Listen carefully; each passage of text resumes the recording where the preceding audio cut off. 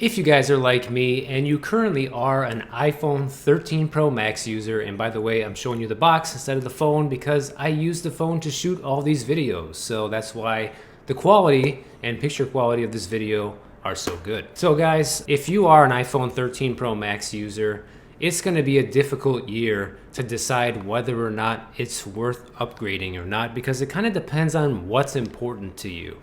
So my initial impressions as somebody who's had basically every iPhone since the iPhone 4 practically, except for the 7 and 8, those were kind of like loser years. But I've gotten all the major improvements, you know. I've had the 6, I've had the 10, I've had the 12 Pro Max, I've had the 13 Pro Max, and by far guys, the 13 Pro Max is literally the best iPhone by a long shot compared to anything I've ever had. So let me start off the video saying that, because that's kind of the first thing that really makes the iPhone 14 Pro Max a difficult upgrade decision. And I will say that I am going to get the phone just because I am a YouTuber and I use it for all of my videos, and I think there is going to be a noticeable improvement in the video quality, first of all, since there are major camera improvements this year.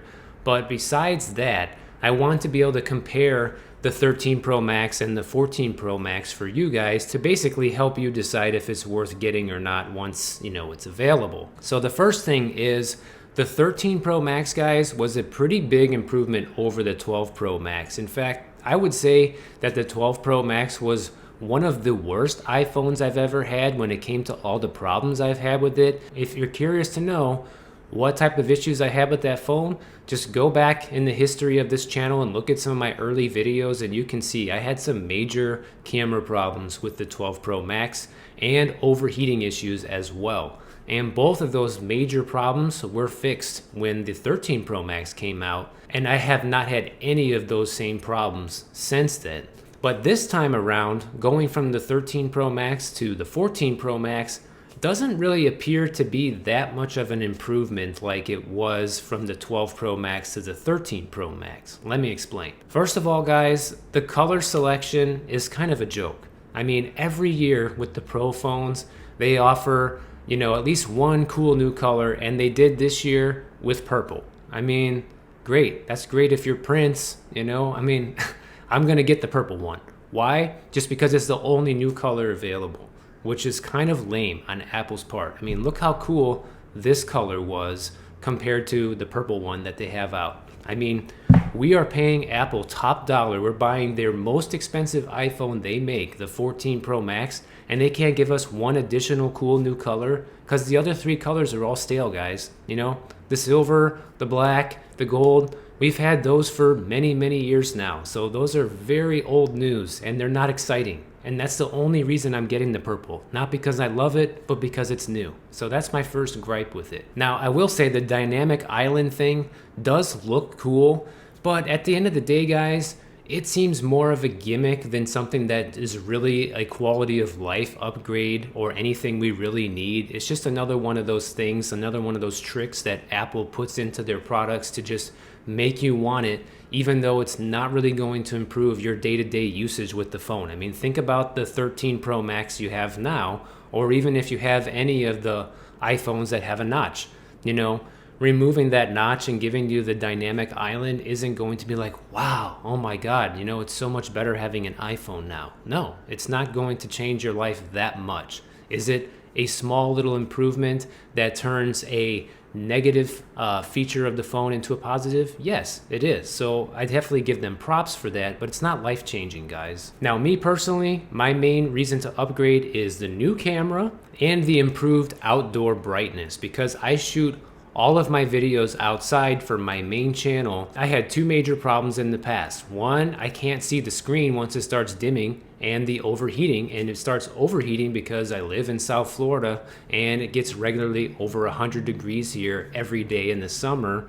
And when you combine the overheating with the screen dimming, it creates a pretty undesirable experience on the phone. So I'm really hoping this is going to be an upgrade this year, but we'll find out soon enough. But I gotta say, guys, the things like the 4K HDR, the always on display, the crash detection, and the satellite calling are all nice little upgrades, but they're not things like, oh my God, you need to go out and buy the next iPhone because of this. Like, I really think that if you are happy this year with your iPhone 13 Pro Max, then this is kind of like an S year. This is like one of those years, maybe just skip and wait for the 15. You know, that's what I personally would do if I did not use my phone literally every single day to make YouTube videos. Like, if I did not do this for a living, I would not be buying the phone. Let's put it that way. So I'm only buying it because it will probably improve the quality of my videos, and it gives me content for this iPhone channel to be able to review it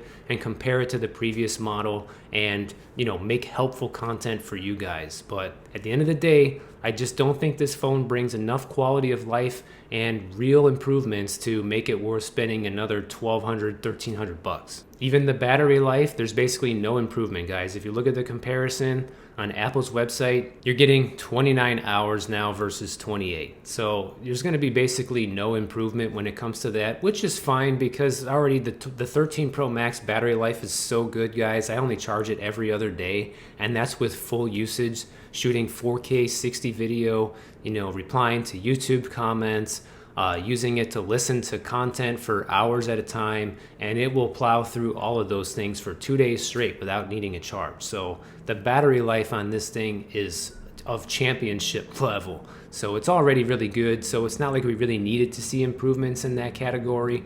But you know, when you're spending this much money on a brand new device, it's always nice to see as many upgrades as possible. And for that reason, guys, I just think that this year, if you are a 13 Pro Max user, it's probably not worth it. However, if you're coming from any generation before that, especially the 12 Pro Max, which was a pretty terrible phone, then I would say definitely go for it. Definitely go for it if you're coming from a 10 or an 11 Pro Max. Really anything 12 and before that, I would say it's worth upgrading. But if you do have a 13 Pro Max, guys, wait till the 15. Now, if you are somebody that's looking to upgrade more frequently, then you're gonna wanna check out this video right over here about how the iPhone upgrade program works. It's a great program if you use one of the big carriers like Sprint or AT&T or Verizon. Definitely give that video a look, and I'll see you over there.